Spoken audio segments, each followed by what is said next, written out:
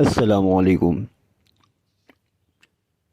امید ہے کہ احباب خیر و عافیت سے ہوں گے۔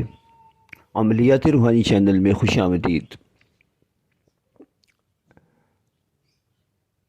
عملیات روحانی چینل، جیسا کہ آپ کو معلوم ہے، عموماً ہماری کوشش یہ ہوتی ہے کہ ایسے آسان عملیات بتائے جائیں جو کہ عمومی لوگ کر سکیں، جن کے لیے چلہ کشی اور ریاضتوں کی ضرورت نہ ہو۔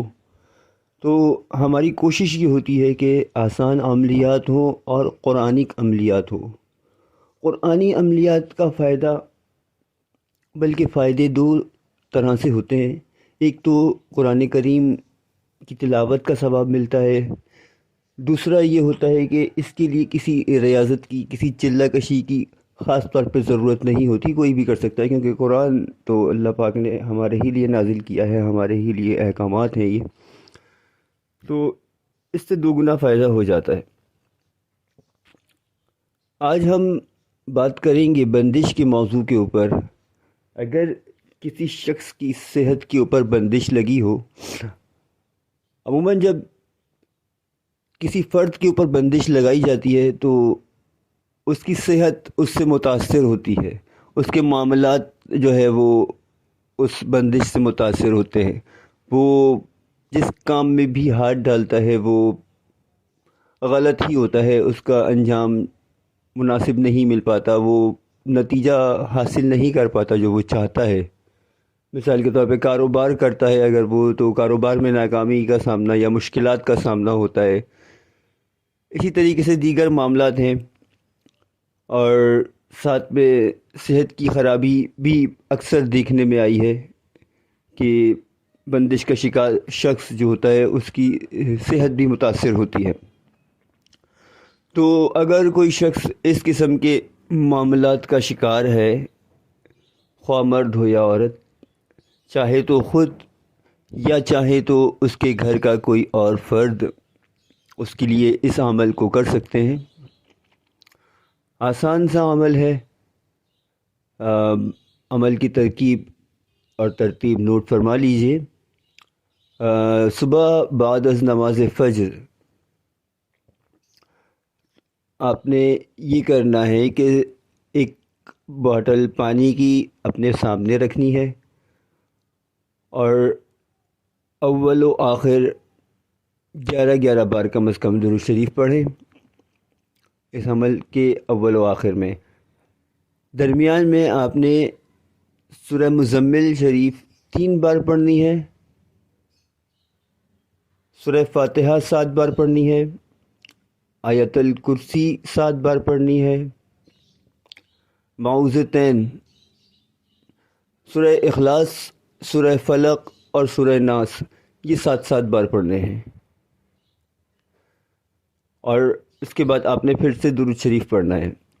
یعنی 3 بار سورہ مزمل ہے، باقی اس کے بعد سورہ فاتحہ، آیت الکرسی، سورہ اخلاص، سورہ فلق اور سورہ ناس، یہ آپ نے 7 بار پڑھنی ہے، اور اس کے بعد پھر درود شریف پڑھنا ہے، اور اس پانی کی بوٹل پہ یا تو 3 دفعہ آپ ایک ساتھ پھونک مار دیں۔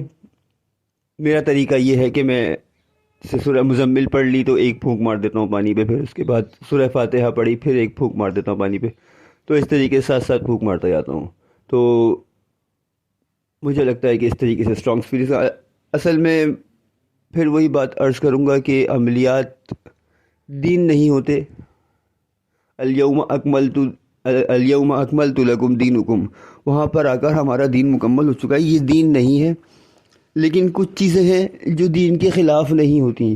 قرآن اگر ہم کسی دنیاوی مقصد کے لیے پڑھ رہے ہیں تو وہ بالکل جائز ہے، ٹھیک ہے، تو اس کو دین سمجھ کے نہ کیا جائے، اللہ سے مانگنے کا ذریعہ سمجھ کے کیا جائے تو انشاءاللہ۔ اور معاملہ یہ ہونا چاہیے، بتانے کی وجہ یہ تھی کہ ہوتا کیا ہے کہ یہ سارا ہمارا جو حصول ہوتا ہے وہ ہمارے یقین پہ جو ہے وہ ڈپینڈ کرتا ہے۔ ہم جتنے یقین کے ساتھ کوئی دعا پڑھیں گے، کوئی قرآنی آیات پڑھیں گے، اللہ سے صرف دعا مانگیں گے، وہ اس یقین کے مطابق قبول 100 10% ہو جائے گی۔ تو جس طریقے سے جس کو بہتر لگے وہ اس طریقے سے دم کر لیں، اور اس پانی کو جو ہے نا وہ سارا دن استعمال کریں پینے میں۔